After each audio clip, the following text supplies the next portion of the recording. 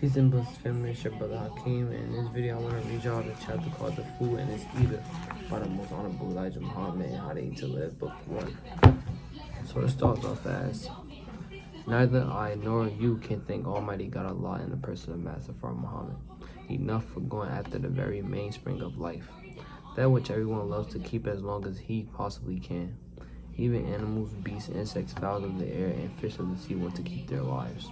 And I do not care how good a Christian you are, or how much you would love to see Jesus, or how much you would like to go to heaven to see Jesus and to sit down beside him. As the Christians teach you will do, smile. You never make any preparations to hurry to go out of this life and find another life.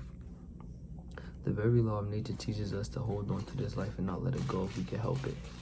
We only know of this life and not any other life. You strong Christians and lovers of life beyond a grave and life somewhere in the skies that you imagine, never prove to anyone that you would like to leave this life for that life by killing yourself or telling a doctor not to come to administer medicine or any aid that he can give you when death is approaching. Whenever death approaches, you want to go back and let you stay. In view of that, the best thing to do is to preserve and keep this life that we have and know as long as we can go when we cannot stay here. The only way that we can live, the only way that we can have life, keep life, and prolong life is by what we eat and how often we eat. This is the way of life. The Bible teaches us that God will prolong the lives of the righteous, but there is no God who can prolong our lives without checking on what we eat and how often we eat it. We must not be confused, I repeat, with the various advice offered to us from the modern day food and medical scientists. If you take their advice and try to eat all of the different kinds of foods cooked in there are many different ways at all different times of the day, and there are many different suggestions on how much you should eat, you will most certainly die. Brothers and sisters, I repeat, it will most certainly kill you, with the exception of the Orthodox Jews' food, which is good. According to the history of the white man by Almighty God Allah in the person of Merciful Muhammad, to whom praises are due forever for his life-giving words, teachings, and guidance of us, the lost and found members of the aboriginal black nation, the white man began eating meat. They had no stoves and cooking utensils as they had today. When they were driven into the confines of the hills and cave sites of Europe, they ate animal food, beast food, and whatever they could get of flesh to eat. This race,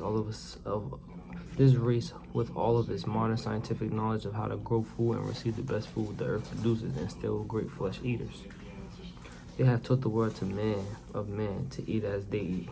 The medical scientists have learned that meat hastens and ensures the life of man, but they practice eating the very worst meat, the poisonous and filthy swine, wild birds, wild fowl of any kind, and even reptiles, and teach man to eat it. To follow them in everything they eat and drink means that you are absolutely inviting death. Even to seafood they drag out in their nets, the very scavengers of the water, and invite you to eat it because they eat it. We must remember that this race is conscious that they are not to live on this earth for very long. Therefore, eating poisonous food and eating 3 or 4 times a day will take you along with them very fast. This is the secret knowledge of the death that they caused us to suffer through foods. The poor, blind, deaf, and dumb, lost and found so-called Negro will eat and drink anything he sees his white master eat and drink. But I want to stop you doing this ignorant thing and eat the right food that you will find in this book, and eat only once a day. I do not care what kind of work you are doing, eat only 1 good meal a day. If your work is light office or light housework, you could eat once every other day if you wanted to without any hindrance. Once you get used to it, your stomach will only ask for a meal at the time that you have trained it to eat. In regard to you who suffer from sugar diabetes, fasting and staying away from sugar and starchy foods is far better than having your limbs cut off your body because of your foolish carelessness and eating sweets and starchy foods all times of day. Cut out that sugar. Do not use any at all. Use honey, but not the whole bottle full at one time. If you have too much sugar in your blood, be careful not to eat any sugar of any kind until you get it out. Some doctors will tell you that you have low sugar, but just tell them you will have high life in you. Do not eat any potatoes, beans, and bread. Eat vegetables. You may eat chicken if it is raised away from filth. There are poultry raisers who raise chickens in clean places and give them good food such as corn, oats, and little grains that are not harmful to the chicken or to us.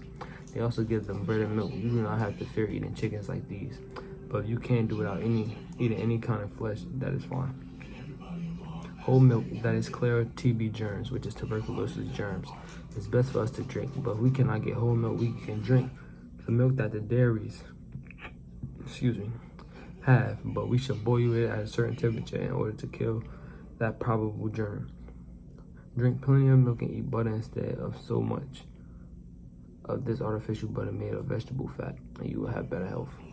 And that is it for the chapter called, hold on, the fool and his eater. If you made it to the end of this video, leave a like and subscribe to the end to the channel, and make sure you hit the noti bell to be informed the next time I upload my next video. Peace.